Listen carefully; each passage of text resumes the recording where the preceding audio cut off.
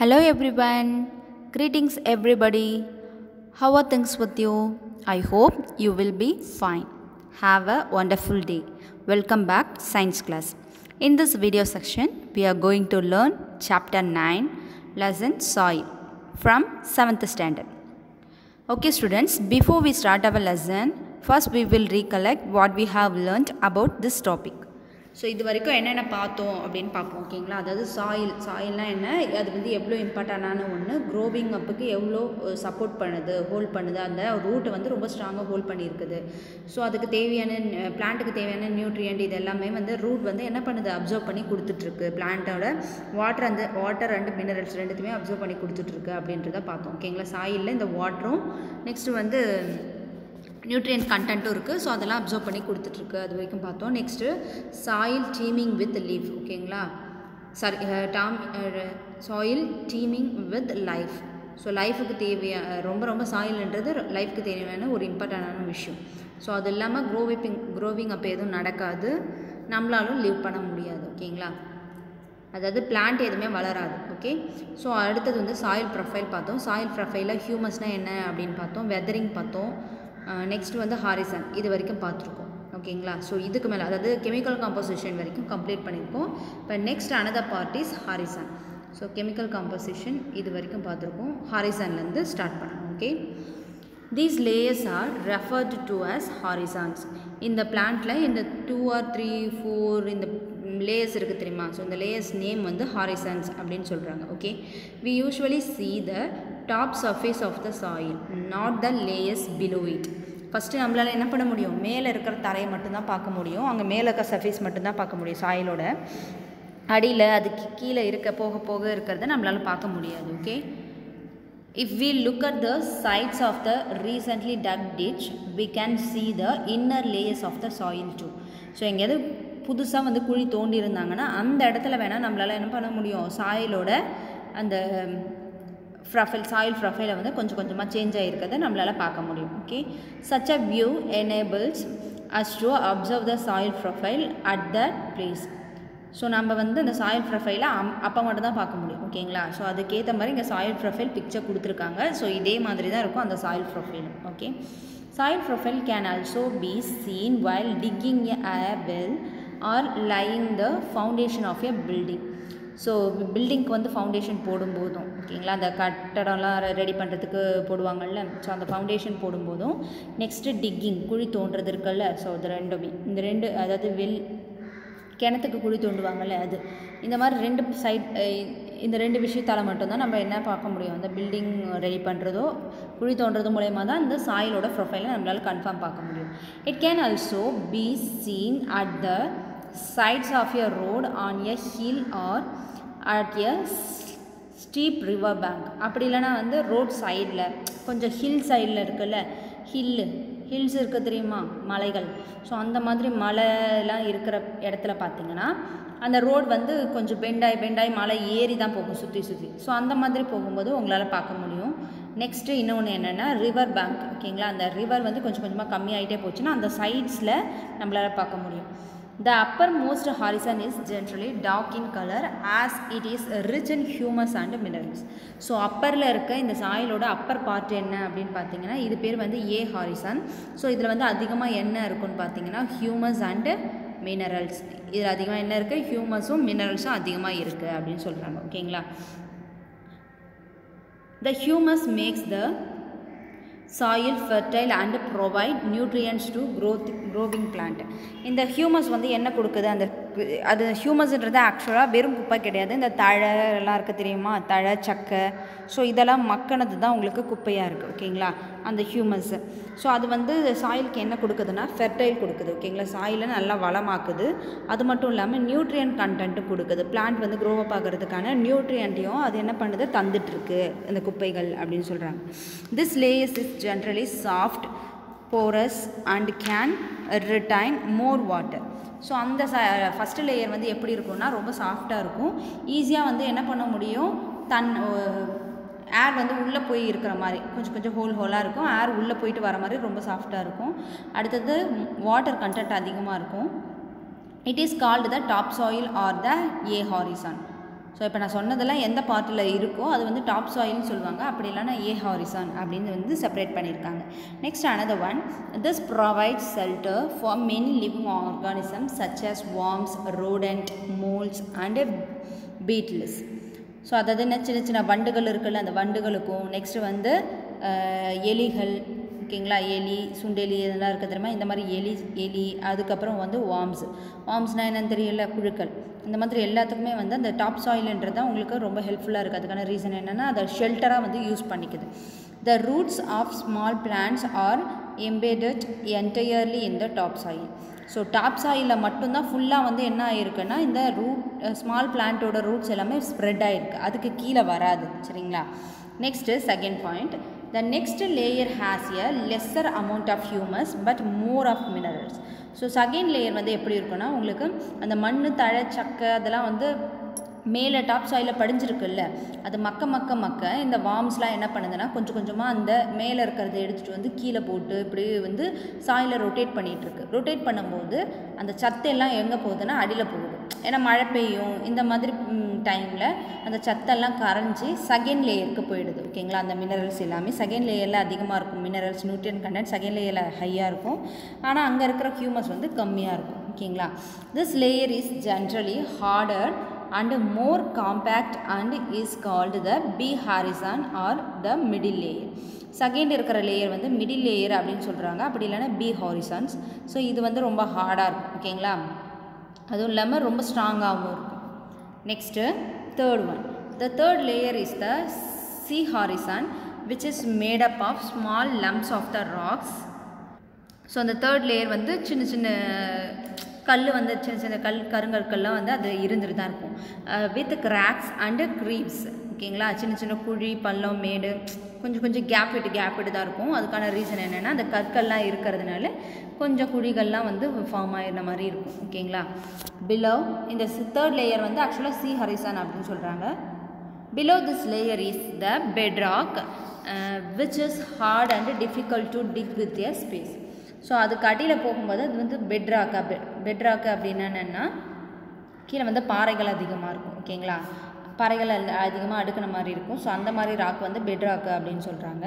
So அதில் வந்து உங்களால் ரொம்ப ஹார்டாக இருக்கும், அதுக்கு மேலே குழி தோண்ட முடியாது. இந்த 3 ஹாரிசான்ஸ் வரைக்கும் தான் குழி வந்து உங்களால் டிக் பண்ண முடியும், அதுக்கு மேலே டிக்கிங் வந்து பண்ண முடியாது.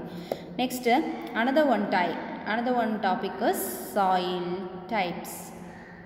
ஸோ மோஸ்ட் ஆஃப் வந்து நம்ம பார்த்துருக்கிற சாயில் பார்த்திங்கன்னா ஒரு 2 or 3 டைப்ஸ். ஓகேங்களா. அதில் டிஃப்ரெண்ட் கைண்ட் ஆஃப் டைப்ஸஸ் இருக்குது.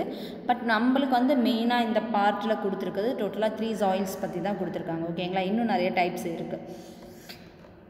As you know, weathering of rocks produce small particles of various materials.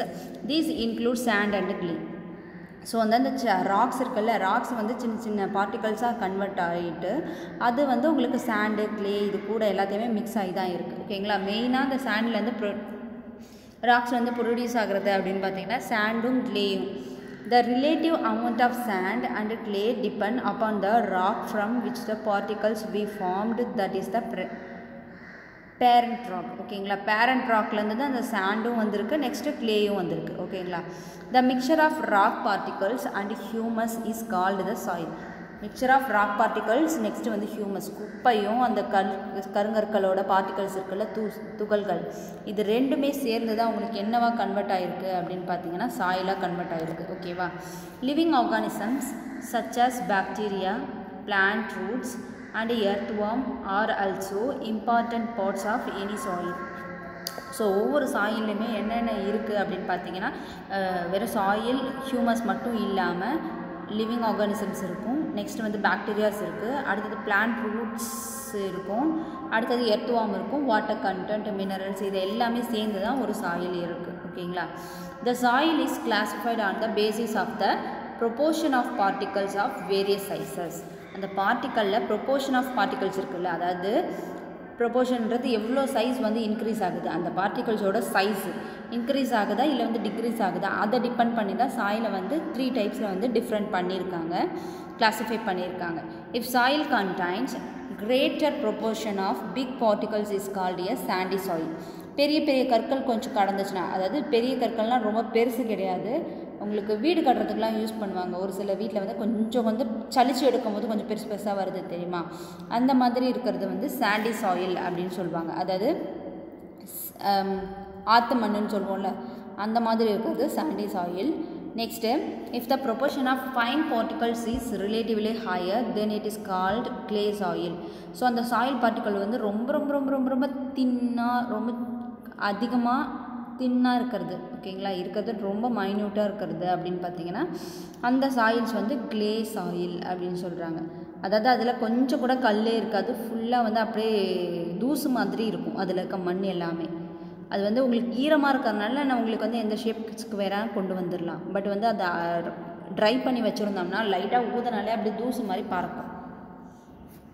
If the amount of large and fine particle is about the same then the soil is called loamy soil. ஓகேங்களா, இந்த particles இருக்குல்ல, so அந்த particles வந்து கொஞ்சம் பெருசாகவும் ரொம்ப பெருசு இல்லை, சாண்டி சாயில் அளவுக்கு இல்லை, இது ரெண்டுத்துக்கும் இன்பிட்வீனில் இருக்குது தெரியுமா.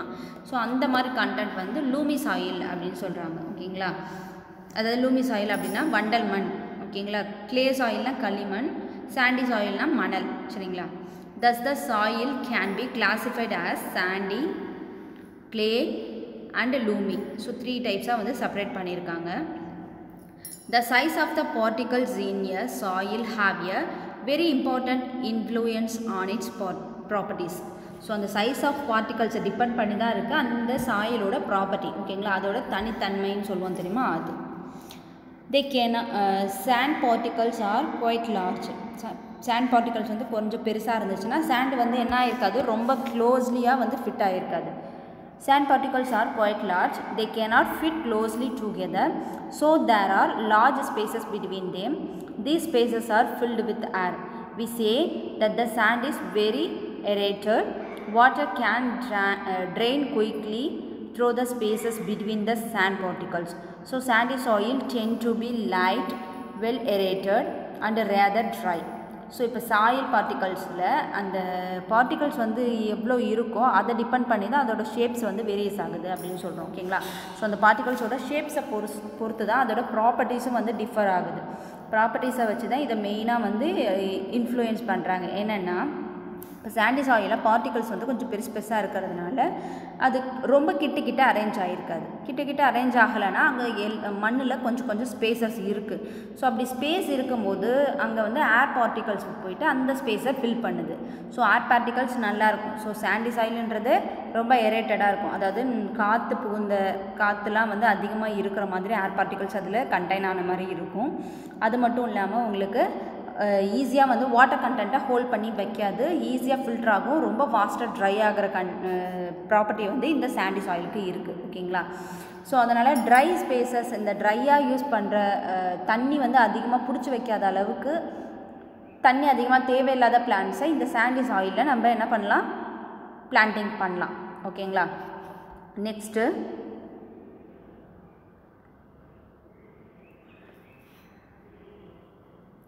clay particles being much smaller packed tightly together. So அந்த பார்ட்டிகல்ஸ் வந்து ரொம்ப சின்னதாக இருக்கிறதுனால கணிக்கே தெரியாமல் ரொம்ப மினிமைஸில் இருக்கிறதுனால அதை என்ன பண்ணுறாங்க, ரொம்ப டைட்டாக வந்து ஒன்று பக்கத்தில் அரேஞ்ச் ஆகிருக்கு, ரொம்ப கிட்ட அந்த பார்ட்டிகல்ஸ் அரேஞ்ச் ஆகிருக்கு. ஸோ அது வந்து டைட்லி பேக் பண்ண மாதிரி இருக்குது. லிவிங் லிட்டில் ஸ்பேஸ் ஃபார் ஏர், கொஞ்சோண்டு தான் வந்து ஏருக்கான ஸ்பேஸ் இருக்கும், மற்றபடி ரொம்ப டைட்டாக தான் வந்து ஜாயிண்ட் ஆகிருக்கும். Unlike Chandy soil, water can be held in the tiny gaps between the particles of clay. அந்த சின்ன ஸ்பேசஸ் இருக்குல்ல, ஸோ இந்த ஸ்பேசஸில் என்ன பண்ணுதுன்னா வாட்டர் கண்டென்ட்டை வந்து இந்த பார்ட்டிகல்ஸ், அதாவது கிளே சாயிலோட இருக்க பார்ட்டிகல்ஸ் வந்து வாட்டரை அதிகமாக வந்து ஹோல்ட் பண்ணி வச்சுக்குது.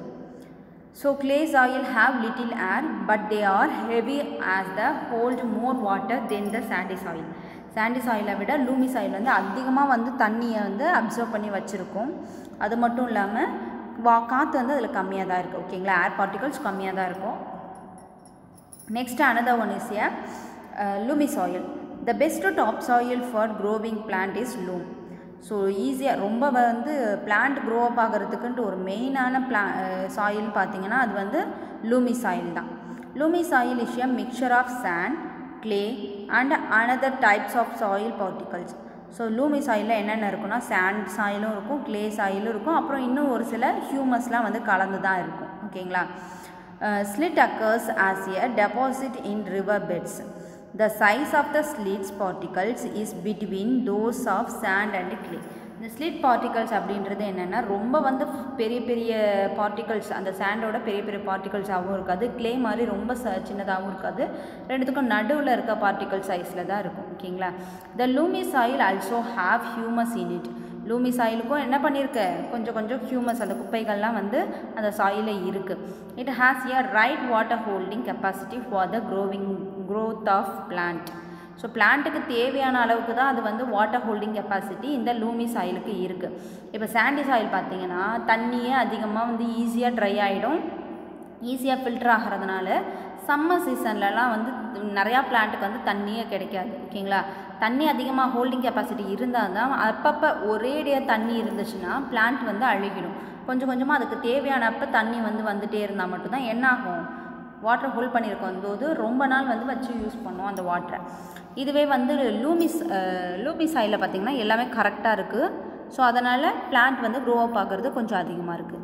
அடுத்தது க்ளே சாயில் பார்த்திங்கன்னா அதில் ஹோல்டிங் கெப்பாசிட்டி ரொம்ப அதிகமாக இருக்குது. தண்ணி அதிகமாக இருந்துச்சுன்னா செடி வந்து அழுகிடும். ஓகேங்களா, அழுகி போயிடும். ஸோ இந்த மாதிரி டிஃப்ரென்ஸ் இருக்கிறதுனால உங்களுக்கு லூமி சாயில் தான் best for growing up the plant. ஓகேங்களா. பிளான்ட் வந்து க்ரோ அப் ஆகிறதுக்கு பெஸ்ட்டு சாயில் பார்த்திங்கன்னா லூமிக் சாயில் தான். ஸோ இதில் இன்னும் சில டிஃப்ரெண்ட் டைப்ஸ் ஆஃப் சாயில்ஸ் இருக்குது. I will explain this. Okay. So இந்த பாருங்கள், டைப்ஸ் ஆஃப் கார்டனிங் சாயில். இதில் வந்து 6 டைப்ஸ் இருக்குது. ஃபஸ்ட் ஒன் பார்த்திங்கன்னா க்ளே சாயில். க்ளே சாயிலில் என்னென்ன வந்து க்ரோ அப் பண்ணலாம் அப்படின்னு பார்த்திங்கன்னா sunflower, cabbage, broccoli and the relative like this types of soil. அதாவது தண்ணி எதுக்கு அதிகமாக வேணுமோ அந்த மாதிரி பிளான்ட்ஸ் வந்து க்ளே சாயிலில் க்ரோ அப் ஆகும். Next லூமி soil. லூம் சாயிலில் பார்த்திங்கன்னா பேசில், ஓகேங்களா, அந்த கீரை அதெல்லாம் போடலாம், ஆப்பிள் போடலாம், கேபேஜ் போடலாம் and other plants like this types of soil. So cabbage கொஞ்சம் ஓரளவுக்கு தண்ணி தேவைப்படுறது. ஓகேங்களா, அது எல்லாத்தையுமே இங்கே போடலாம். Next peaty soil, ferns, camellias, azaleas and other like peaty soil. Peaty சாயிலில் வந்து இந்த மாதிரி பிளான்ட்ஸ் வந்து நம்ம க்ரோ அப் பண்ணலாம். ஓகேங்களா. Next saline. சலைனில் பார்த்திங்கன்னா உங்களுக்கு அதாவது கடல் ஓரத்தில் இருக்குல்ல அந்த மாதிரி மண்ணில் பார்த்திங்கன்னா லாவெண்டர், கேக்டஸ், பீட் இந்த மாதிரி பிளான்ட்ஸு, மெலன், சன்ஃப்ளவர் இந்த மாதிரி பிளான்ட்ஸ் வந்து நம்ம க்ரோ அப் பண்ணலாம். Next sandy soil. சாண்டி சாயிலில் பார்த்திங்கன்னா ரோஸ்மெரி, சல்வையா அண்ட் லாவெண்டர் இந்த மாதிரி ஃப்ளார்ஸை வந்து நம்ம க்ரோ பண்ண முடியும். ஸ்லிட்டில் பார்த்திங்கன்னா ரைஸு, லெட்யூஸ் இந்த மாதிரி கேபேஜ், ஃப்ரூட்ஸ், வெஜிடபிள்ஸ் இதெல்லாமே வந்து ஸ்லிட்டி சாயிலில் நம்ம என்ன பண்ணலாம், க்ரோ அப் பண்ண முடியும். ஸோ இந்த மாதிரி 6 டைப்ஸில் வந்து சாண்ட்ஸ் இருக்குது. ஓகேங்களா. Okay students, that's the end of our topic. I hope you all understand this topic. If you have any doubt, please leave a question in our WhatsApp group. Remaining we will see later. Thank you to all. Happy learning.